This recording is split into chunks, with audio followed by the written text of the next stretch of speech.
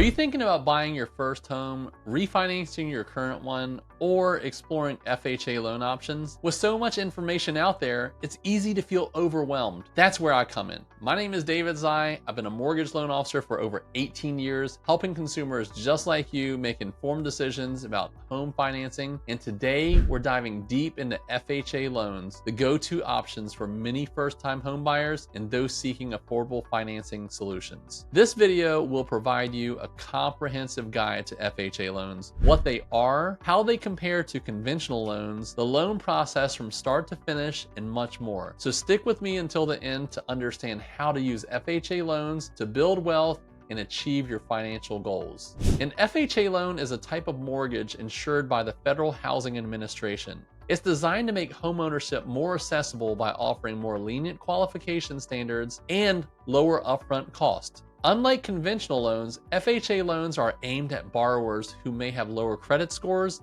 limited savings, or higher debt-to-income ratios.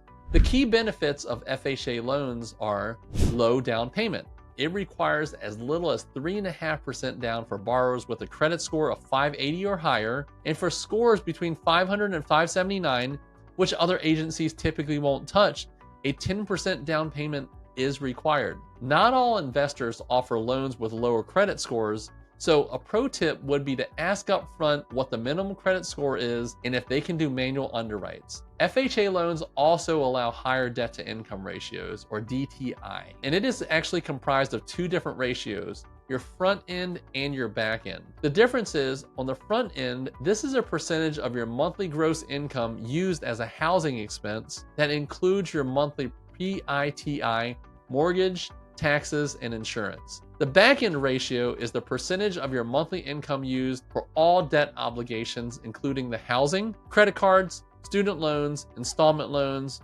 car loans, and everything else, etc. To get an approval on an automated underwrite, you'll need a front-end ratio under 46 and a back-end under 56.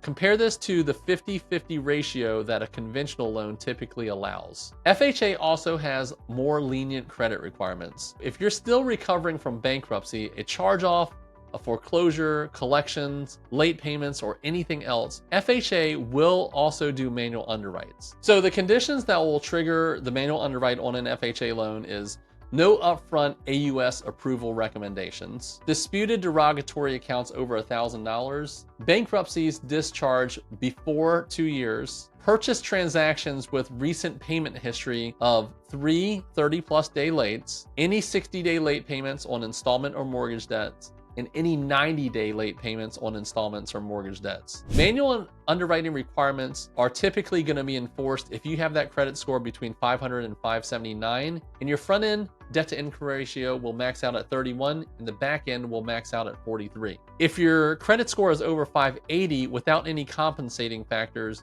you can go as high as 31 and 43 on that debt-to-income ratio. With two compensating factors, the front end ratio can max out at 40 and the back end can max out at 50. And those eligible compensating factors are verified cash reserves, minimal housing payment increases, additional income that's not included in the effective income qualification, and meeting residual income requirements. Let's talk about now how FHA loans are different from conventional loans. Well, the credit score requirement is definitely the biggest thing, right? On an FHA, we can go as low as 500 with 10% down, or with a 580 plus credit score, 3.5% down. Conventional's minimum credit score is gonna be 620. With better terms for higher scores, depending on your qualification down payment, the minimum down payment will start at 3 or 5%. Mortgage insurance is also different. FHA requires both an upfront mortgage insurance premium of 1.75 on the loan amount and a monthly premium,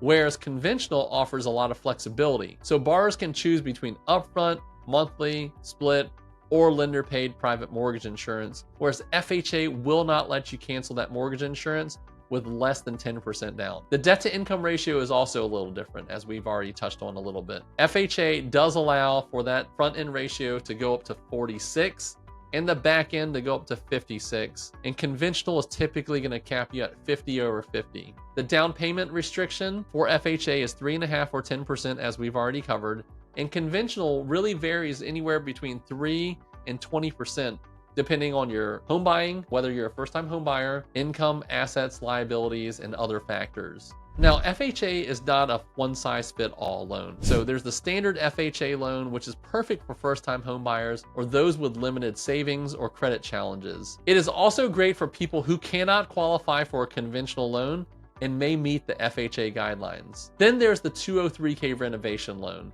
So this allows you to combine the purchase and the renovation cost. So there's two different types of 203K loans.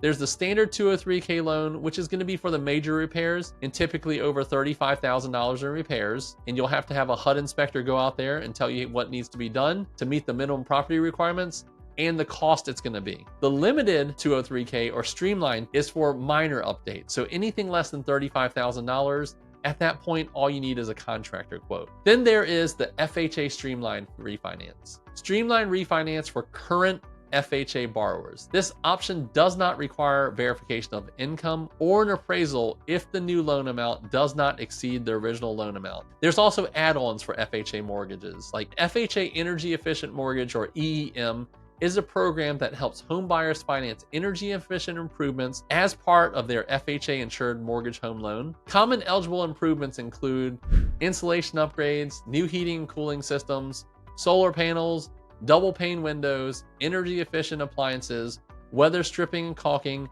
and LED lighting system. The program allows borrowers to finance up to 100% of the cost-effective energy improvements with the amount capped at the lesser of the cost of the improvements plus the related expenses. All improvements must be deemed cost-effective through a home energy assessment or audit. FHA also allows you to buy multifamily properties up to 4 units with a very minimal contribution. The good thing is that you can live in one payment and use the rental income from the other units to offset your mortgage payment. The FHA mortgage approval process is really important to understand, and here's a step-by-step roadmap pre-approval. Number 1, you want to work with a lender experienced with FHA loans. Some lenders do not offer them, so ask upfront before you apply. Provide documentation such as pay stubs, tax returns, W-2s, bank statements, your photo ID, anything that relates to income, assets, liabilities, and verification of your identity. Also include alimony, maintenance, childcare, child support, as this is a common liability missed by loan officers up front. So when you're choosing a home, partner with an agent who is familiar with FHA guidelines so they know how much closing costs to ask for and for them to find eligible properties. When you're going through your offer and negotiation, understand that seller contributions do have a limit. FHA is going to be up to 6% of the purchase price, and conventional is going to vary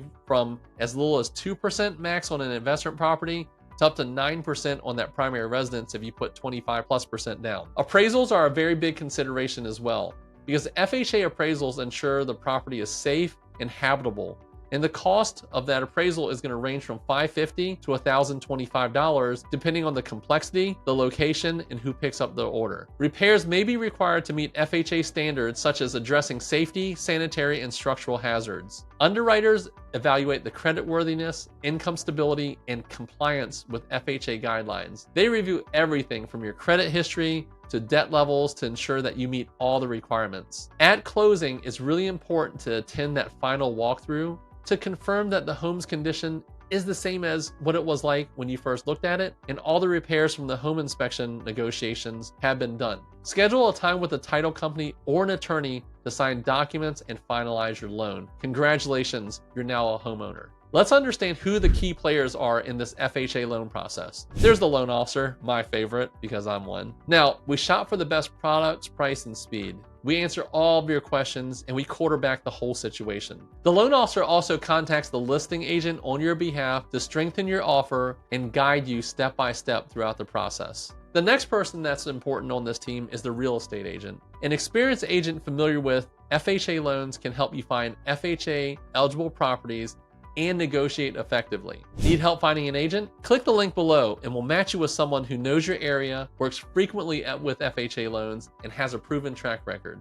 The underwriter. They're the judge of the loan. They review your financials to ensure that the loan complies with FHA standards. The borrower, you play an active role in staying organized, responsive, informed, and providing us documentation when we need it. And now let's talk about the big thing. The difference between wholesale and retail lenders. Wholesale lenders and national wholesalers like us partner with over 250 investors, and not everyone partners with that many. And we offer more product options, competitive rates, and faster processing. Based on 2021 HMDA data, consumers save an average of $8,000 to $11,000 by going wholesale over retail. Mom and pop brokers may offer fewer options and higher rates compared to national wholesale shop lenders due to the amount of investors they shop and their limited staff that they have to work on the loans. Retail lenders have very limited product selection, okay? Higher cost and middle level management, and those costs typically get passed on to the consumer. The tips for success to maintain approval all the way from shopping or thinking about buying a home to the end